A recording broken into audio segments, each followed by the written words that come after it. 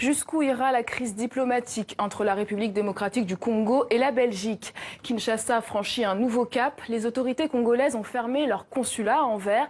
Le même sort attend les consulats belges à Goma et Lubumbashi. Bruxelles Airlines voit sa fréquence de vol réduite. On prend tout de suite la direction de Strasbourg où nous retrouvons notre invitée. Maria Arena, vous êtes députée européenne de la Belgique. Bonsoir. Bonsoir. D'abord, votre réaction à ces mesures prises par Kinshasa? Alors c'est surtout l'incompréhension parce que vous savez que Kinshasa dit prendre des mesures de rétorsion à l'égard des sanctions qui ont été prises à l'égard de Kinshasa. Mais ces sanctions, si elles ont été prises, c'est parce que Kinshasa n'a pas respecté un certain nombre de choses et particulièrement l'organisation des élections. Alors il y a eu des sanctions qui ont été prises, des sanctions ciblées à l'égard du gouvernement. Et c'est par rapport à cela que Kinshasa réagit.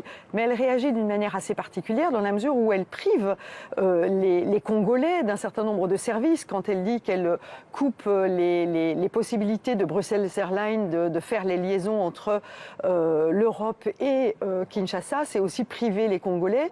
Et quand elle dit qu'elle coupe la possibilité de la maison Schengen de faire son travail, ce sont aussi les Congolais qui sont sanctionnés. Et donc c'est assez incompréhensible de la part du gouvernement de Kinshasa. Est-ce qu'on s'engage vers une rupture totale des relations diplomatiques entre la RDC et la Belgique? Je rappelle que Bruxelles a rappelé son ambassadeur pour des réunions internes il y a une semaine. Alors vous savez, la demande de sanctions, elle ne vient pas de la Belgique, elle vient du Conseil européen. Le Conseil européen qui, sur base des propositions qui ont été faites au Parlement européen, qui demandaient des sanctions, on a fait 5 résolutions différentes sur la République démocratique du Congo, dues à la situation de violence, d'instabilité, de pauvreté.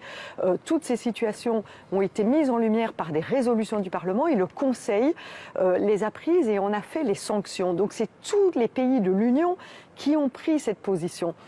Donc aujourd'hui, ce n'est pas uniquement à l'égard de la Belgique que la République démocratique du Congo prend des mesures, mais c'est à l'égard de l'ensemble des pays de l'Union. Et donc la RDC est en train de s'isoler sur la scène internationale alors qu'elle est vraiment dans une situation extrêmement fragile aujourd'hui de par les revendications de sa population, mais aussi de par du manque d'écoute de la part du gouvernement actuel. Merci beaucoup Maria Arena, eurodéputée belge. Merci d'avoir répondu à nos questions.